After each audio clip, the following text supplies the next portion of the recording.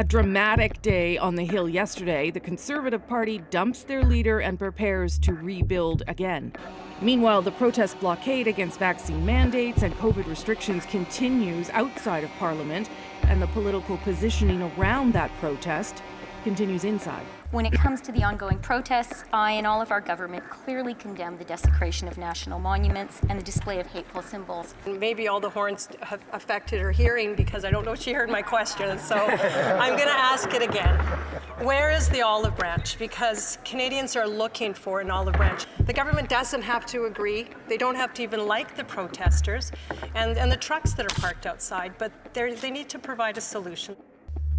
Opposing stances, of course, by the parties. Strong words from the interim leader, the new interim leader of the Conservatives, Candice Bergen, as she and others choose to pose for pictures with some of those protesters. So what to make of the political posturing around the protests? How could it end? Chantal Hebert, Andrew Coyne, Althia and Elamin, Abdelmahmoud join me again tonight. Good to see you all again tonight. So we're going to talk a little bit about the Conservative Party, but also about how the Conservatives are using this convoy, and for the interim leader just to jump in and use it in question period, in her first question period there. She herself had dinner with some protesters and took a picture and put it on her social media. So let's start with you, Chantal. What do you make of how both sides are approaching this? Well, the interim leader of the Conservative Party, I'm not sure that is true of every member of caucus, to tell you the truth. In emails that are published by the Globe and Mail, wants this to be a wedge issue. Let's not tell them to leave because it's going to bring it to Justin Trudeau and make it his problem. So we know where that is. I'm not sure that Canadians, by and large, whether they're Conservative, Liberal, or New Democrats, should want a Prime Minister or a Premier to be negotiating or offering olive branches on people who are holding Parliament Hill to a siege, or telling people that they won't leave until every single policy that is related to containing COVID has been nullified in this country. But even if it were in the Prime Minister's power, that wouldn't be happening. It's just not on.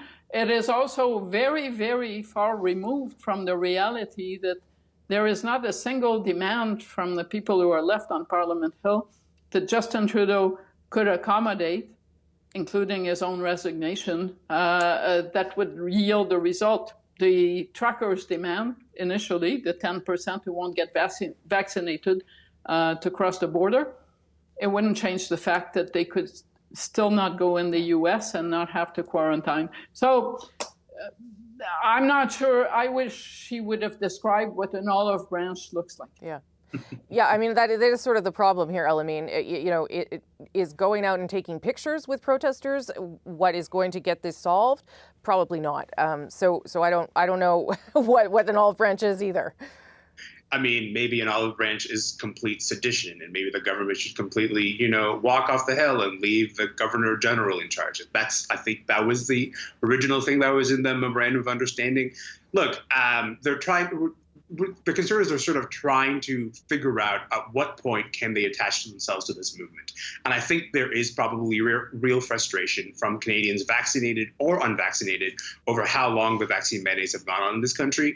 You have to be very careful where you attach yourself to that anger, because as much as that frustration is real, I'm not sure that these people are the spokespeople for that frustration. I think kind of charging them to be the spokespeople for that risks a real danger of saying, okay, are you endorsing everything that they do and everything that they say? Because we've seen some pretty awful stuff so far. But I think you could also ask the question on the flip side too. If you don't choose to meet with them or talk to them because you view them all the same way, is that also somehow preventing this from actually getting solved, Althia? Let's be clear, this is basically a hostage taking. They have moved in. I mean, I think there was a complete a lapse of judgment from the Ottawa police to allow them to be on a road where they are like 40 meters from the House of Commons. They could do great damage if they wanted to, and parked right next door to the Prime Minister's office. I mean, it is insane that this has been allowed to happen. For the Conservative Party, the so-called Law and Order Party, to be giving their tacit approval to something that is an occupation is crazy to me. I feel like we have lacked complete principled leadership on this front. It is one thing to say, we need to show empathy to people who have decided not to get vaccinated for whatever reason, that we do not think that these people should be losing their homes or being unable to feed their children, and that we should find ways where they can, not find themselves on the street, that the social safety net that applies to Canadians applies to all Canadians, no matter what their ideology is. You can have that message. You do not need to be taking your picture with people who are engaging in possibly, as the Ottawa police chief has said, violent activities that are foreign funded. I mean, there is a line to be drawn somewhere, and it is really disappointing that the Conservative Party, I shouldn't say that some members of the Conservative Party, because there are caucus members, that is right, who are deeply uncomfortable with the stance and do not understand why the Conservative Party or some MPs, from the Conservative Party are courting a fringe group of people that they don't actually need. I think about the Western MPs. You do not need these people's votes. You already win with an insane margin. Okay, Andrew, go ahead. Well, Althia is right. This is a hostage taking, complete with ransom notes and demands. And the Conservative leadership, in some cases, we're talking about the former leader, Andrew Scheer, we're talking about the current interim leader, possibly the future leader, Pierre Poilievre, are all basically siding with the hostage takers. It is extraordinary, it is disgraceful, and it shows appalling judgment. And they do so with this kind of costume play that they're somehow being the friends of the working class by doing this, that they're standing up for truckers. 90% of truckers are fully vaccinated and doing their jobs. These people aren't representative truckers. In many cases, they're not even truckers at all. They're basically a bunch of antisocial yobs with delusions of grandeur, a persecution complex, and too much time on their hands. And for the Law and Order Party to be associated with this, Conservatives used to think of themselves as clear-eyed realists, who saw the world as it was and who understood you had to make tough choices and bear personal responsibility. And it was supposed to be the left that was in favor of the soft option and the easy way out. Well, now it's the right doing it. We're tired of the pandemic. I wish it was over. So I'm going to behave as if it were over, and to hell with the consequences for anybody else. And it just shows you how far members of this party have lost their way and in some cases lost their minds. Last word to Chantal. It's also making life hard for Conservative premiers, Doug Ford to name one, in New Brunswick, who are still enforcing vaccine mandates and who need to be enforcing vaccine mandates. At some point, you have to wonder where the Conservatives think they're going, because they seem to be saying, we want to be the People's Party and we want to be with Maxime Bernier. Well, if that's the plan, sure, have had it. But I suspect that the good half of Conservative supporters in this country are not going there. Okay, an awful lot happening here in Ottawa. The Conservative Party obviously now getting ready to move on with an interim leader, but also deciding who a future leader is, what a leadership race could look like. Chantal, Andrew, Althia, and Elamin are back for one more round. So I think instead of just tossing a bunch of names at people, which I'm sure we can do for many weeks still, it might be better to talk about the kind of leader that this party needs. And maybe I'll throw that simple question at you, Althia. Well, I guess it really depends who you ask in the Conservative Party what kind of leader they want. What kind of leader I think they need is a socially progressive, fiscally conservative leader that can speak to all parts of the country. And it's a very hard thing to do, but I think you need somebody who believes that human activity causes climate change.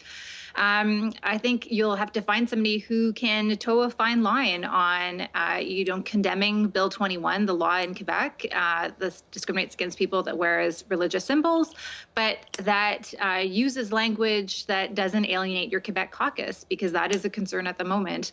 I think you need to have something to give to social conservatives, but you don't actually need to have something to give to social conservatives, if I can be clear. Peter MacKay would have won the last leadership contest if Aaron O'Toole had run as the candidate he presented himself to be in the last election. Those Derek Sloan and Leslyn Lewis voters would have had nowhere to go. So it is possible to win as a centrist, more moderate candidate. You just need to organize. And, you know, I hope that people who are thinking about throwing their hat in the ring realize what that means and are willing to put the effort to do that. But it's possible. Andrew, and if you want to give names, go ahead. I'm just not forcing you to give names on this occasion, Andrew. Well, if you're asking me what they need as opposed to what they want and what they'll probably get, I mean, they need a grown-up, first of all. They need somebody with character and judgment, which has been sorely lacking on all sides of Canadian politics, but these days, particularly on the Conservative side. I understand and I share the belief that people who don't want the Conservatives simply to be an echo of the Liberals. And I think that was a legitimate complaint that was where Aaron O'Toole was steering them. And they want to have somebody who stands up for principled conservatism, as they say. But that should not be equated, first of all, with populism, which is in many ways the opposite of conservatism. Conservatism is about restraint. It's about living by the rules, as opposed to simply giving maximum power to the people or the People's Tribune in the presence of somebody like Donald Trump, et cetera. So they need somebody who can voice legitimate conservative criticisms and draw legitimate distinctions with the way that the government is handling affairs today, but at the same time not so completely alienate people who already aren't in the tribe. And the strategy for several elections in a row was just to gin up the base, to get everybody so hot up on the Conservative side about how terrible the other side were that they rush out to the polls. Eventually they realized that was not going to carry them forward. O'Toole's was an attempt at least to try to broaden the base. I think you can broaden the base and still be true to your conservative principles, because the average voter isn't that ideological. The average voter is looking for somebody with, as I say, judgment and character and decency, and that can be found, one hopes, on all sides of the aisle. Elamin. I was going to say, call me crazy, but it sounded for a little while like you guys are describing Aaron O'Toole. I mean, like that was sort of the kind of leader that he positioned himself to be, especially during the campaign. Certainly he came in with the baggage of having promised to be a different kind of leader. But certainly when you go into an election, you want a pretty similar profile to someone like Aaron O'Toole. He was not particularly, afraid to show his progressive side. He was not afraid to show his support for LGBTQ issues. There's something there in terms of conservatives who are very comfortable with social progressivism that will, allow those voters who are in the suburbs of Toronto, in the suburbs of Vancouver, where elections are won and lost, to say, you know what, I'm not worried about the social conservatism side of your party. Now let's hear your economic agenda. And so if you were to ask me, I would say they need Aaron O'Toole from roughly the first week of the campaign. That's what they need. Okay, Chantal. I think the onus is on Conservative members to ask themselves what they want. Do they want to be a protest movement in the House of Commons, or do they want to effect change? And how do you win a mandate to effect change? By proposing something that's better than what the other guy is proposing, not just the opposite of what the other guy is proposing. That speaks to climate change, for instance.